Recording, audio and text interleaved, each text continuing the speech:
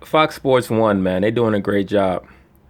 I love their channel. Their channel is way more. The conversations are way more on an adult level, far higher than ESPN. Who the channel that utilizes a lot of hijinks and is real politically correct and real agenda driven. A lot of propaganda on that channel. A lot of promotion of feminism and homosexuality and transgenderism that's just not necessary. I just don't want to look at that when I watch the sports network. I don't want to look at that at all, honestly. But this channel is much better. But one of the things that's annoying me about this channel is their incessant need to troll Michael Jordan. All these guys, all they do is talk about how LeBron James is better than Michael Jordan. I did a video about this already. And now here go these fools again trying to prove it. And it's like somebody trying to see if they can get you to believe something that they know is not even true. All right, so Colin Cowherd, I like his show. He presents his arguments normally in an intelligent manner. Fox Sports One, they hired this guy Chris Broussard, who I really never really liked when he was on ESPN. I thought if Fox Sports One should have went after anybody, they should have went after Brian Windhorst, the little fat white boy from Cleveland who always follows after LeBron. He's on point with his information. Chris Broussard is never on point, and he's from Ohio. But look at how they tried to besmirch Jordan yet again, and that shows you that they know that LeBron is not as good as Jordan. Because if they really believed that LeBron was better than Jordan, they wouldn't always have to pull Jordan down to bring LeBron up. But let's see what they say about LeBron and Jordan. And we're gonna go through their little points or attempts at a point piece by piece.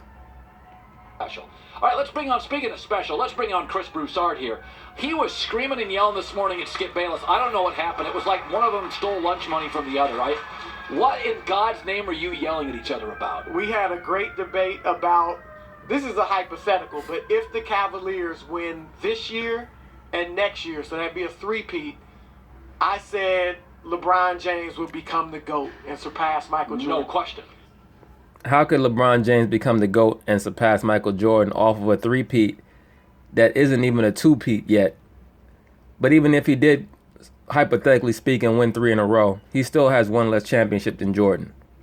So that's silly argument number one. Yeah, I mean, he would have the longevity argument. What does the longevity argument have to do with deciding who's the greatest player ever? If that's the case, then it should be Kareem. Right? So that's false argument number 2. Michael Jordan is what you call he's a Mount Rushmore athlete. When I say Mount Rushmore athlete, what that means is that he's on a pedestal. He's on a mountaintop where he's never going to come off. All right? And he's up there and what I mean by that is that the impact that he had on his sport transcended his sport to the point where stats don't really matter. Like Muhammad Ali did not have the most victories in boxing. He didn't win the most titles. He didn't have the most knockouts. But he's always going to be the Mount Rushmore athlete of boxing. Same thing with Wayne Gretzky, Babe Ruth, Jordan, Jim Brown. Jim Brown does not have the most yards. He doesn't have the most touchdowns. But when people talk about the greatest running back ever, they're always going to say Jim Brown. Period. They're never going to say Emmitt Smith. And Emmitt Smith played more years, and he ran for more yards, and he won more championships than Jim Brown. All right? Emmitt Smith really is the LeBron James of running backs because he played for a long time and piled up a lot of yards. All right? But anyway, let's continue. He's going to have that, obviously. He's going to have all the stat arguments. Yeah, exactly. He's going to have all the stat arguments. Kareem already has all the stat arguments. Moving on. He's already the only player in the top 10 and in points and top 20 in assists. He could end up top 5 in points, top 10 in assists. Probably will. Of course he will, because he has a higher usage rate. Playing in the triangle, you're never going to have those type of assist numbers because the ball moves. LeBron plays in a style of play where he dominates the basketball. So and then plus he's played so many years due to taking HGH and other PEDs, allegedly, that's added on to his longevity. And then he would have beaten better teams. Oh, good guy. Can you, Chris Broussard? Thank you. Now here's their newest argument that LeBron has beaten better teams than Jordan in the finals. Let's see how they try to prove it. Jordan could never beat the great teams when they were all in their prime. He couldn't beat the great teams when they were all in their prime because the Bulls were not in their prime. Basketball is a team game. And I mentioned this in the previous video with Shannon Sharp and Skip Bayless. What they try to do is they change the argument on Jordan. When they try to debate Jordan and LeBron, they make it Jordan versus God. So they try to pick out Jordan's imperfections and they try to transmute that over to their debate with LeBron. Because LeBron didn't beat any of the great teams when they were in their prime. He couldn't beat Boston. He couldn't beat Detroit. Detroit was in their prime in the early 2000s, not the late 2000s when they got what's the coach that was in Minnesota, the one that just passed away, Skip something. He couldn't beat them when they had Larry Brown coaching them. He was getting smoked out of the playoffs when they had Larry Brown. But nobody talks about that. At the end of the day, Jordan was a one-man show when he first got to Chicago. They didn't have the right coach, they didn't have the right players, and they did not have the right system. That would be a better argument if you can go look at his playoff performances against Boston and say, look, he didn't play well against them. He didn't shoot well. But you can't do that. He didn't do it. And look, I believe Michael Jordan is the GOAT. So he's the. There's more passive-aggressive nonsense. See, they have to say that. I believe he's the GOAT, but now I'm going to go about trying to tear down his career to build up LeBron.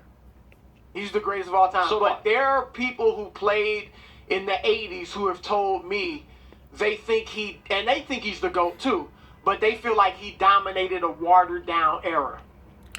People, quote-unquote, meaning Magic, Bird, Isaiah Thomas, predominantly Isaiah Thomas, right, who's a closet hater, right? He's still mad at Jordan for what Jordan did. You know, Isaiah Thomas was like the bully of the late 80s, and he never thought Jordan was going to be this big. So, you know, he's kind of like Isaiah Thomas was almost like Biff from Back to the Future. You know, he didn't think Jordan was going to get this big. Now he has to live the rest of his life kind of being embarrassed about how he treated Jordan. So now he has to make little slick comments behind closed doors. All right. Isaiah Thomas tries to act like the Pistons won in that era. First off, the Pistons didn't win until the Lakers got old.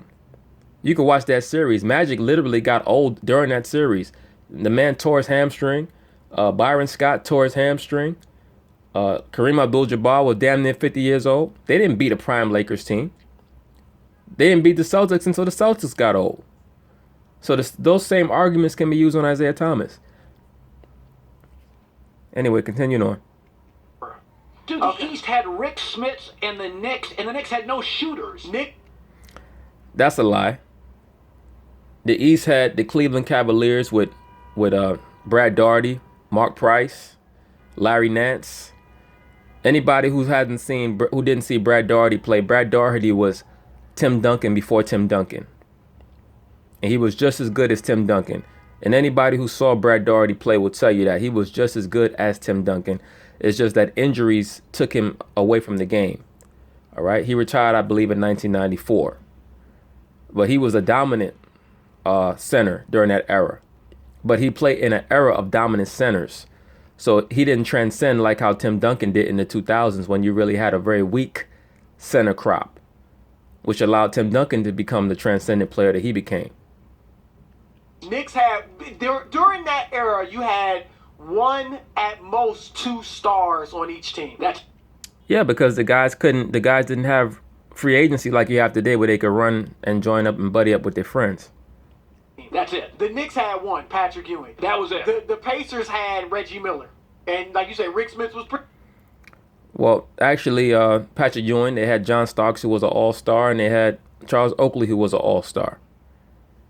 All right. They also had Derek Harper. They had Doc Rivers. They had Anthony Mason, who was an all-star later on in his career. But we're not going to let facts get in the way of a good argument. It was pretty good. Mark Jackson was good. But they had one star. Look at the teams Jordan beat in the finals. The Lakers when Magic and Worthy. Kareem was gone. So they had Magic and Worthy. Right. Magic was only 31. Worthy was only 29. both Hall of Famers, and he beat them soundly. That series should have been a sweep. Portland had Clyde Drexler, and then guys like Kevin Duckworth. And Yeah.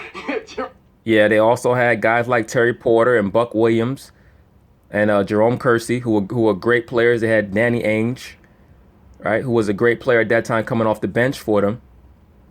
That Portland team would have smoked the OKC team that LeBron beat in 2012. That Portland team also went to the finals in 1990 where they lost to the Pistons. Jerome Kersey, good players, but not stars. Seattle never won a title. The Portland group never won a title. Utah group, Phoenix, all they had was Barkley. KJ was good. Seattle never won a title because of Jordan, you idiot. That team won 64 games. They had the glove Gary Payton. They had Sean Kemp, who was the Blake Griffin of his day, except better. They had Detlef Schrempf, who I don't even know if he's in the Hall of Fame or not, but he could be. He was a great international player. They had Sam Perkins, who was a great swingman, 6'10", with long range and could rebound, who played with Jordan in college. They had a great team. That Seattle team was phenomenal. They just couldn't beat Jordan. Good, that was hurt all to the time. me. That's actually the best team they played. Yeah, that was. No, they wasn't. That was the dumbest team they played. Phoenix was a dumb team with a lot of talent. Barkley was a great talent. They had Richard Dumas. They had Kevin Johnson, like he said. They also had Danny Ainge. They had Dan Marley. But that was a dumb team. But they were very, very talented. That series should have been a sweep also if it wasn't for the refs in Game 3 giving them extra chance. That game went into triple overtime. They should have lost that game. That series should have been a sweep. That was a great team. Yeah. And Phoenix won 62 games that year. Right? Mind you, the Bulls beat 4 60-plus win teams out of their 6 championships. And the Portland team they beat went to the finals twice. And the Laker team they beat was a great team on its last legs. But they were still a great team. I'd say that team was better than Utah with Stockton and Malone. I thought for a 2-year... They had more talent. I don't know if they would have beat them. They never played them in the playoffs.